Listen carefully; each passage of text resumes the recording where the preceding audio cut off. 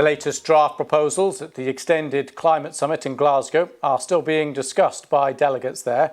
Leading China and Saudi Arabia have conceded ground by agreeing to maintain a key demand to phase out fossil fuel subsidies. Steve Bannon, ally of former President Trump, has been charged with contempt of Congress after he refused to appear before a committee investigating the storming of the US Capitol on January the 6th this year. The humanitarian crisis along the border between Belarus and Poland continues to escalate as more migrants are caught between the two nations. Polish police say they found a body of a young Syrian man near the border on Saturday. And singer Britney Spears has regained control of her life and career as a judge overturned a conservatorship imposed 13 years ago.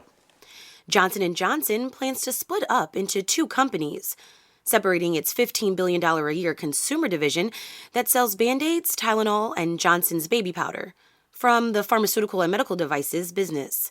CEO Alex Gorsky said J&J will shed its consumer division in 18 to 24 months because the two businesses, their customers and markets, have diverged so much over the years.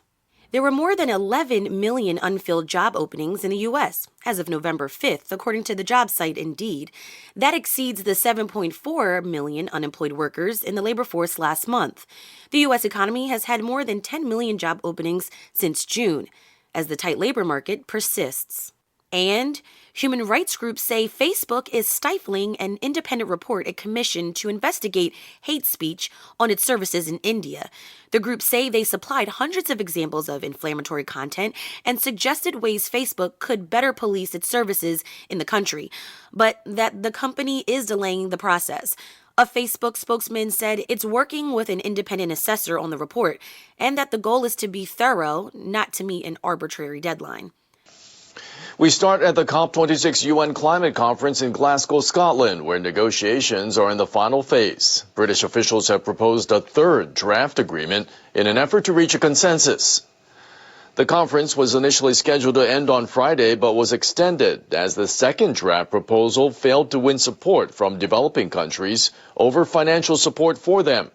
The effort to limit the global temperature increase to 1.5 degrees Celsius above pre-industrial levels remains in the draft, but the proposal now calls on countries to review and strengthen their emissions reduction targets for 2030 by the end of 2022.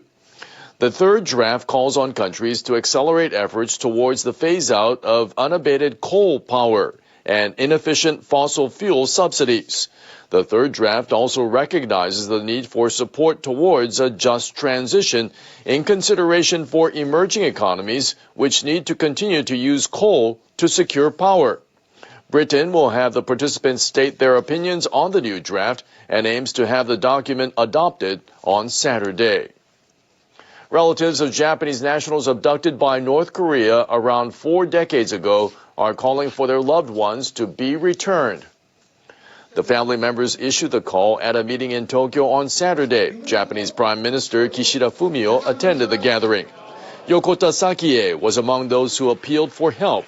Her daughter Megumi was abducted in 1977 when she was 13 years old. My daughter cried for help when she was pulled into that car. Why would anyone do such a horrible thing to her? And my daughter was not the only one. Many others were also taken away. To this day, the traumatic memories surrounding each victim have continued to build up. Taguchi Yaeko is one of the abductees. Her son, Iizuka Koichiro, urged the government to take the steps needed to reach a solution. I asked the government to separate the abduction issue from the nuclear and missiles issues. The abductees need to return home while their parents are still alive. There won't be a real solution unless the families experience the joy of seeing each other again. The Prime Minister reiterated his determination to communicate with North Korea's leader Kim Jong-un without any conditions. Kishida said it is important for Japan to take the initiative and build a relationship with the North. We have to resolve this matter without any further delay, because the family members are getting older. I feel strongly that I must be the one to resolve this issue. 強く考えている。 The meeting ended with the adoption of a resolution. The statement urges the government to help bring all the abductees home as soon as possible. The resolution also asked Pyongyang to commit to returning all the abductees. The United Nations is urging Myanmar's military government to immediately release all journalists detained in the country. A military court in Yangon on Friday sentenced U.S. journalist Danny Fenster to 11 years in prison. He was charged with spreading false information along with other things. He is the managing editor of the online magazine Frontier Myanmar. UN Human Rights Chief Michelle Bachelet said Fenster's conviction and harsh sentence are emblematic of the wider plight of journalists in the nation. She said they have faced constant repression since the military coup in February.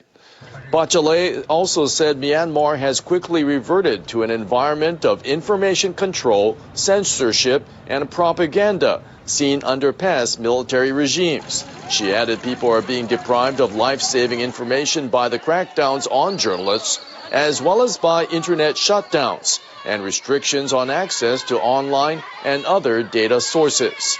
The UN says the military has detained at least 126 journalists, media officials, or publishers. It says 47 of them remain in detention.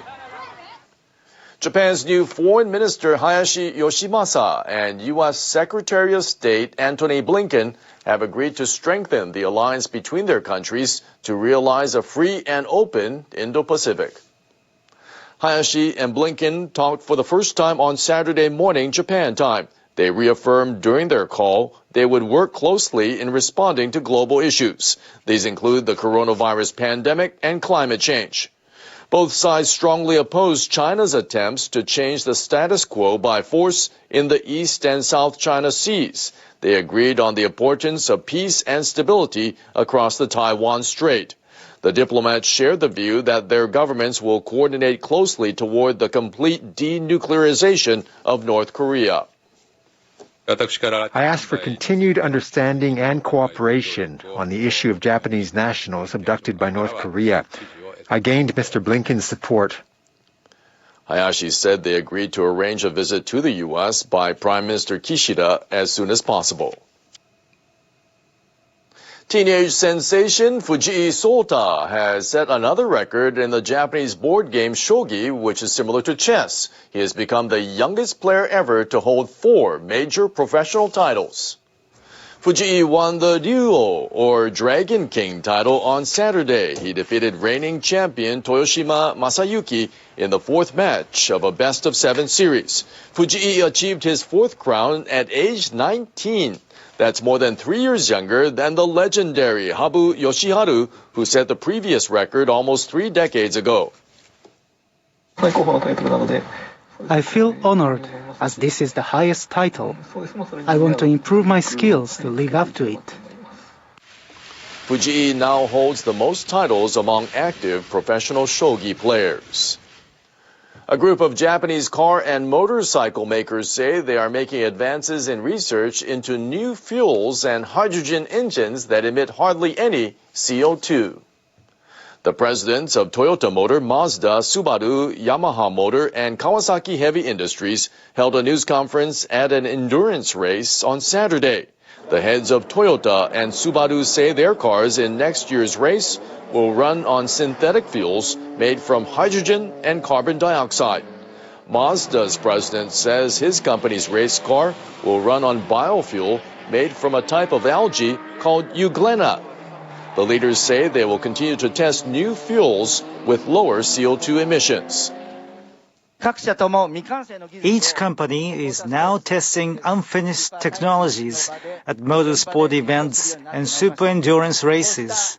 I think our determined passion and action will bring changes in 10 or 20 years. Motorcycle makers Yamaha and Kawasaki say they are jointly considering developing hydrogen engines that emit very little CO2 with Honda and Suzuki. Those were the stories for this hour.